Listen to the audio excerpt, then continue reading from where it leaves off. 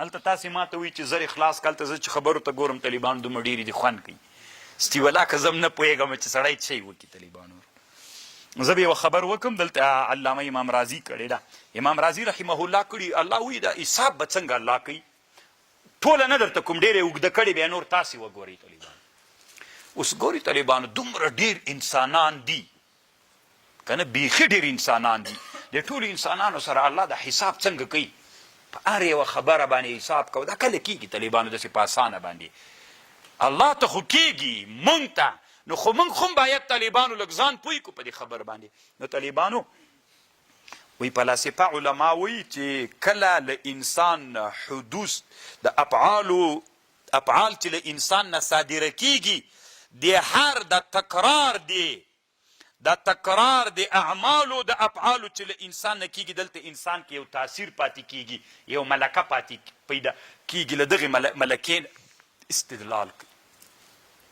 خبر انسان نه چې کله یو پیل لکه اوس ګوره چې واوره سوي ته له کوټې نه وځي معلومات کېږي سړي ته که نه اثار هلته موجود وي. نو طالبانو چې کوم افعال له سړي نه صادره کېږي طالبانو هلته د انسان دغه افعال چې څومره ډېر صادره کېږي په انسان کې یوه ملکه راسخه پیدا کېږي او آثار پیدا کېږي له هغه آثارو نه استدلال کول کېږي. اوس طالبانو چې سړی په واوره کې وتلی یو وارې لاړه سړي ته معلومات کېږي دویم وارې هم چې وتلی همغه سړی معلومات ورته کېږي لکه د هر یو د بوټو د هر یو د چپلیو د هر یو د هغه نقش ځان ته بدل وي معلومات کېږي که نه. نو داسې آثار له انسان نه صادر سوي پاتې وي وروسته د افعالو صدور نه وروسته دلته آثار پاتې وي همغه آثارو ته کتل کېږي څنګه آثارو ته وکړه دومره دې دا کار کړی دومره دې دا کار کړی د دستي معلومات کېږي. خبر پوه شو خدای یو ډېر علمي اوږد بحث کړی طالبانو ما تاسو ته لنډ ویلی.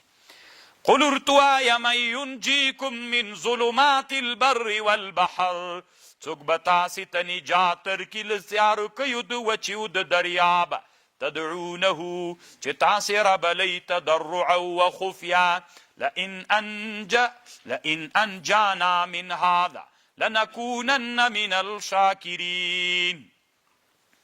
قل الله ګوره چې دریاب کې تیارکۍ کې راګیر سئ بیا عاجزۍ ښکارو که الله له دې وار ماته نجات راکړه تاسې وایي موږ به د الله شکر ادا کړو.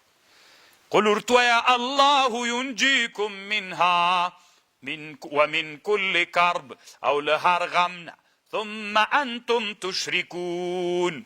قل وایا هو القادر الله قادر ده على ان يبعث عليكم عذاب من فوقكم ومن تحت ارجلكم او یلبسکم در وبڅکی بعضی دی تاسو او یلبسکم یا بټوټه کی تاسې شیعا په ټوټه کولو ویضیق بعضکم بأس بعض در وبڅکی بعضی دی تاسو تبا عذاب دی بعض.